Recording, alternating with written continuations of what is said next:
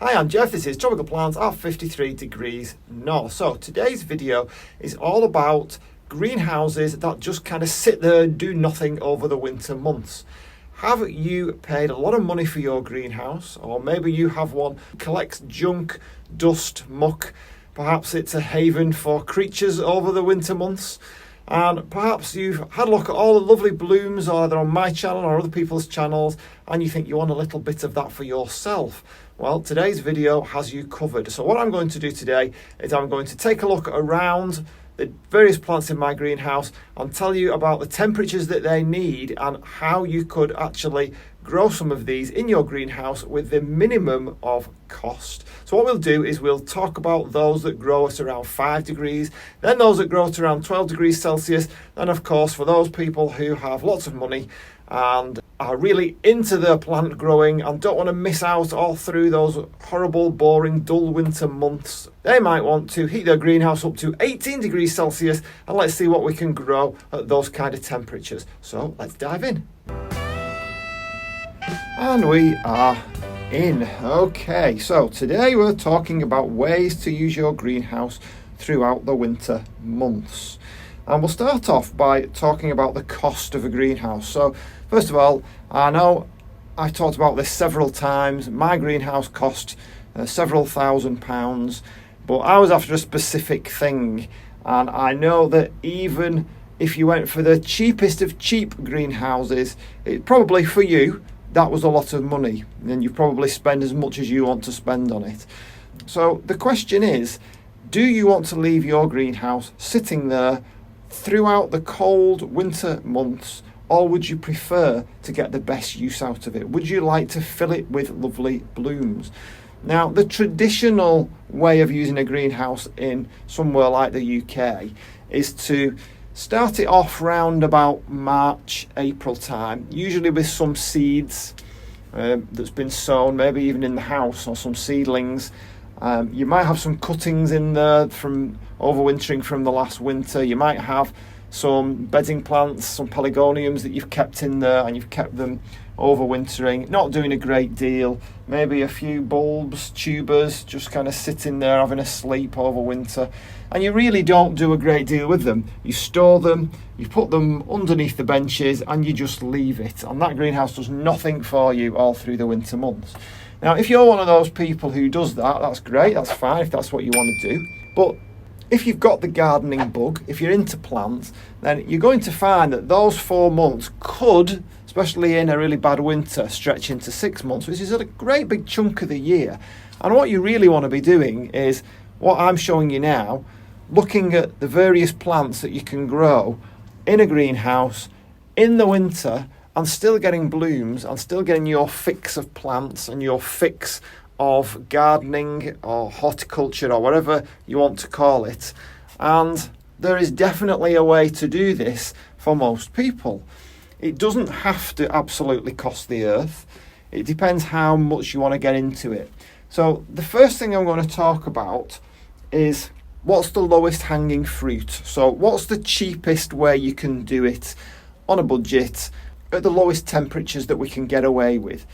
So I'll start off by saying that all the plants in this side of the greenhouse, certainly everything that you can see that's in bloom, is thriving at the moment.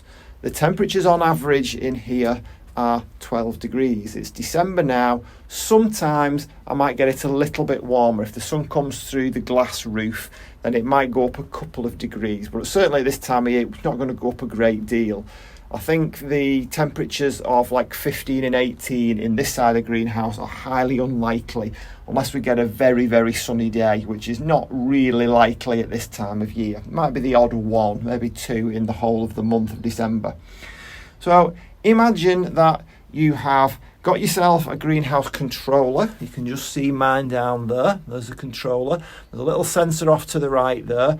And you have a heater. There's a heater down there. And you might even have a fan just to keep things from getting, there's my fan down there. People don't see my fan very often. It's a big, powerful one. And that just makes sure that all the moisture that you get inside a greenhouse at this time of year, because obviously it's not ventilated properly, That's just to make sure that things dry out. We have that air movement, and it doesn't totally prevent, but it helps to prevent the various funguses and bacterial infections from forming in the first place. So it does save me a few problems by having a fan going pretty much 24/7 with the odd little gap in between. So if you want to keep it at 5 degrees Celsius, I'll start off by saying all the plants that you can see in here, the vast majority of them, while they might survive, they're not going to thrive at 5 degrees Celsius. I can't show you those other than by putting some images up, which I will do. So if you keep it at 5 degrees, you're looking at the usual kind of temperate plants that normally start to flower in spring. Or there might be one or two overwintering bloomers as well. I'm going to completely skip out shrubs because obviously it's a greenhouse, and I think it's probably unlikely that you're going to want to be growing shrubs in the borders of a greenhouse. It might happen somewhere, I'm sure it does, but I'm just going to stick to things like bulbs, for example. So things that normally bloom early in the year, like winter aconites and snowdrops, those are the kinds of things that you could bloom earlier, a lot earlier, at 5 degrees Celsius. You could bring them in here, you could start them off very early, and that's something that you could then begin to get those blooms earlier than you would normally see them. You could even get them blooming in December. Things like pansies will absolutely thrive in here. Hardy cyclamen, succulents, there is an absolutely huge range of succulents that you could get in a greenhouse. Providing you can keep them dry and keep them frost free, then I'm no doubt that you'll get some that will bloom at this time of year. So what you're basically doing is you are really extending your season. You're beginning the season earlier, if you like, just by giving them that extra little bit of cover and that extra little bit of care and attention. So I'm not going to dwell on the 5 degrees Celsius. There are things that you can get. There's loads and loads of temperate plants that you can get, that you could get to bloom at this time of year over winter in a greenhouse that you keep to roughly a minimum of 5 degrees. The key is just to make sure that they don't get too wet and the frost keeps off them. Now obviously you're going to have to insulate your greenhouse to do that, like I've done here. I've got videos all about insulation. I've got videos all about trying to keep your temperature down and the heat inside, so you can look at them as and when you wish. So we're going to go up to obviously my area of, I'm not going to say expertise, my area of interest. Maybe I've got a little bit of expertise in it, and hopefully over time that will develop in me as it might do in you too. So the real excitement, certainly for me, begins at 12 degrees Celsius, because there's a whole range of plants that you can grow at 12 degrees Celsius, and not only will they survive, they will thrive. So let's start off with things like cyclamen. So these are houseplant cyclamen. You can see down here, these are the Cyclamen Persicum, and you can get these at any garden centre, and they will absolutely thrive at 12 degrees. And not only will they thrive, they will provide you with loads and loads of colour, depending on which ones you go for, because there are absolutely tons of them, tons of varieties. Now I've only got, what have I got here, 3 here in bloom at the moment. There's some that I've done from last year, so this one down here is from last year, so that's not bloomed yet, but it's going to come soon. There's another one up on the shelf which I've not shown you yet. So cyclamen, great variety of cyclamen. You could fill the greenhouse with cyclamen if you wanted, and at 12 degrees you get loads and loads of lovely blooms. Many orchids will bloom during the winter months, and they will also enjoy the minimum temperature of 10 or 12 degrees. We've got an Oncidium over here. Oncidiums are good ones to go for. This is a Sherry Baby in full bloom in December, lovely chocolatey aroma. I'm about to get this Oncidium sotoanum in bloom again. It has a beautiful, beautiful fragrance. We've got some Oncidium twinkles. This one up here is going to bloom very soon. And over here we have Oncidium Twinkle Yellow. It's got a lovely spike on it at the moment, but there's plenty more to come. Loads and loads of blooms that are about to appear. So Oncidiums are one to go for. They will definitely survive and thrive and bloom for you during the winter months. there are Dendrobiums. Now, Dendrobiums, there's a whole range of Dendrobiums that will grow at this time of year and will also provide you with some blooms kind of sporadically throughout the year. The nobile types, now these two blooms are about to go over, in fact they already have gone over, but they will bloom sporadically. If you manage to get them right, then they'll bloom earlier in the year, like February, March time. But very often they're bought in shops and they've been forced to bloom, so you'll probably find, just like this one here, that they bloom kind of out of season. But I'm okay with that. I don't mind the fact that they bloom before Christmas for me. That's fine. We have a Phragmipedium here. This is Ainsworthii. This has provided bloom after bloom after bloom, 2 flower spikes for me, and this one has been in bloom since just before, well, I think it would have been early June. I think I found a photo of early June where it had just started to flower. That's a really, really nice one there. Very unusual if you're not used to seeing orchids. There are other orchids that will also do well for you. We've got an epidendrum at the back, so that one is about to bloom.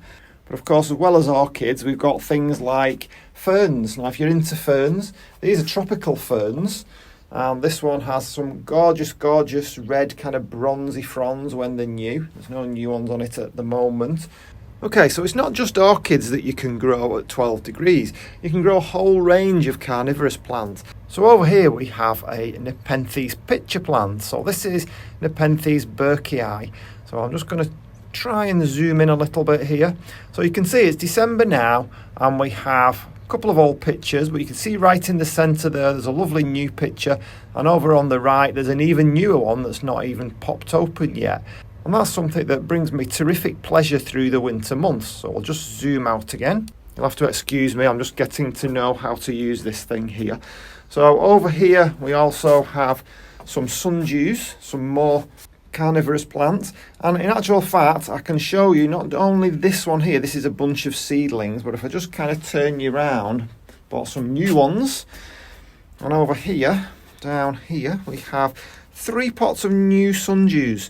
All can grow at 12 degrees. Now of course they're not looking the best, because any kind of plant that's gone through the post, certainly something like a sundew, which is really, really delicate and has these delicate little droplets of dew on the ends of all these tiny little hairs. Of course they lose those as they go through the post, but they will quickly gain them back again. It's a shame that one just got broken there in the post. I'm hoping that comes back. You can just begin to see a few little drops of dew on them now. And this one over here is another new one. But they don't look much at the moment, but what you've got to bear in mind is that they're not looking their best. Once they've had a few days just here, they'll start to improve in the way that they look. Like I said, this one over here, this is Drosera capensis, and this one is really, really beginning to show its best to me now. I've had this one just over 12 months. I thought they only stayed pretty small, but they're beginning to really grow quite tall now. For a sundew, of course. So more carnivorous plants. We have the amazing Cephalotus follicularis. This one over here is a Nepenthes burkii, which looks wonderful. And again, still talking about new plants, new carnivorous plants. We have over here 3 new ones for me. So we've got the Lowland crossed with ventricosa, which has these lovely little pictures on it. Of course, these will go a lot bigger as the plant grows, because Nepenthes are a twining vine. So you can see another picture there, nice picture. You can begin to see the colours on the peristome. Absolutely fascinating little plants, these. That's one I've had for a while. This is another new one. This is Spectabilis crossed with Platychilla. And again, you can begin to see some of the colours that this will give you. So these are highland Nepenthes. So yes, they might grow in cloud forests, but they're used to quite cool temperatures during certain times of the year. I think the highland ones, we're talking about the ones that are like above 1,000 metres, so they're kind of up on the slopes of the mountains. So they're used to cold temperatures, mostly at night, I guess. So yeah, you can grow not only orchids, you can grow cyclamen, you can grow carnivorous plants, you can also grow Streptocarpus. Now I've got tons of Streptocarpus. Some of them are more suited to this time of year than others. But as you can see from my various Streptocarpus plants at the top here, we're looking at these pink ones here and the blue ones over in the corner here. These really love any kind of temperatures which are a little bit lower, and they absolutely thrive. There's such a huge variety to choose from. We've got this Harlequin blue here, we've got DS Aramis over here, we've got these various ones. What's this one? This one is Sapphire. And if you wanted to fill a greenhouse with Streptocarpus, you could quite easily do it. They also have some oddities, like over here there's one which is called Streptocarpus Dunii. Now it's not in bloom, but what's so interesting about it is it's a unifoliate, meaning, exactly as it sounds, it only ever gets one leaf. And I believe this one leaf will get rather large. I've heard some tales of them being about 3 foot long. But I think this one is a species Streptocarpus. Most of mine, in fact all my other Streptocarpus are cultivars. But this one, even so, even though it's an oddity with just one leaf, it does actually have some really, really pretty flowers. While we're talking about orchids a minute ago, this one is in full bloom now, and there's another spike coming on it, and I expect it to continue right into January. What more could you ask for? If you're like me and you love plants, then certainly keeping it to 12 degrees, even if I had to get rid of the warm side, I would be quite happy with what I've got at 12 degrees. So yeah, Streptocarpus. So we've got carnivorous plants, we've got Streptocarpus, of course Pelargoniums. Now this Pelargonium here, no ID to it, but it's still a beautiful plant and it's in full bloom. It's certainly not looking like it wants a rest. I've cut my other Pelargoniums back, but I really expect that some of them will start to want to bloom pretty soon, especially if we do get some drier days with sunny weather. I've got a Bougainvillea over here. It's not thriving, but it's still got some bracts on it. It's dropping its leaves now. It really prefers to be a bit warmer than this, to be honest. But it's still going to give me some colour, certainly into the end of December. So they're just a few of the things that you can grow. And there's lots that's about to flower. We're not talking about things that are going over. Most of these, or a lot of these, are actually at their peak at this time of year. So if you're thinking of the cheapest that you can get away with, we're talking about 5 degrees, and there are things that you can grow, but they're mostly temperate plants, and what you're doing there really is you are either extending something into the end of the season, something that's been growing through the summer months in the UK, or you're bringing it forward, something that would normally bloom in the springtime, and you're bringing that forward earlier and making it bloom a little earlier. So if you really are a moneybags, or you think that you can spend the time on really insulating the greenhouse, as you can see I split part of my greenhouse off. So what we're going to do, we're going to go through to the warm side, and we're going to look at the kind of things that you can grow at a minimum of 18 degrees Celsius. And on the way I'll show you another orchid here. So this is Coleogyne speciosa. This is another one. This has been in bloom at least since August, and I can see there's another bloom coming just there. This one doesn't seem to want to stop. So let's go and have a look at the 18 degrees plants. Okay, we're in the really warm side now. So over here I have extra insulation on it, and I'm constantly looking for ways to improve the insulation in here, because obviously this is the side that costs the most to run. I've kept it to quite a small area, because obviously the smaller the area to heat, then the better in terms of money and value. So what have we got over here? Well, we've got things like orchids, of course, some beautiful orchids, and these don't want to go much below 18 degrees. You might get away with 16 degrees. We have climbing vines from, I think this is from South America, the Mandevilla here, which is going up over the roof. And if you really want to ramp things up, then the addition of grow lights such as this one, which I have on all day in both sides of the greenhouse, is something that will make your plants look much better, certainly given the low light levels that we have in this country. So Still carnivorous plants, and we're talking about the lowland carnivorous plants now, the ones that grow in the lower areas, in the valleys, in the forests, and they like warmer temperatures. There's a whole bunch of lowland nepenthes that you can grow.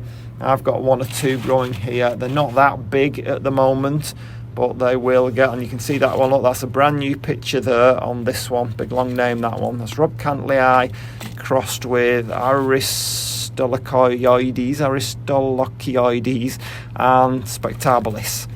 It's quite a new one for me.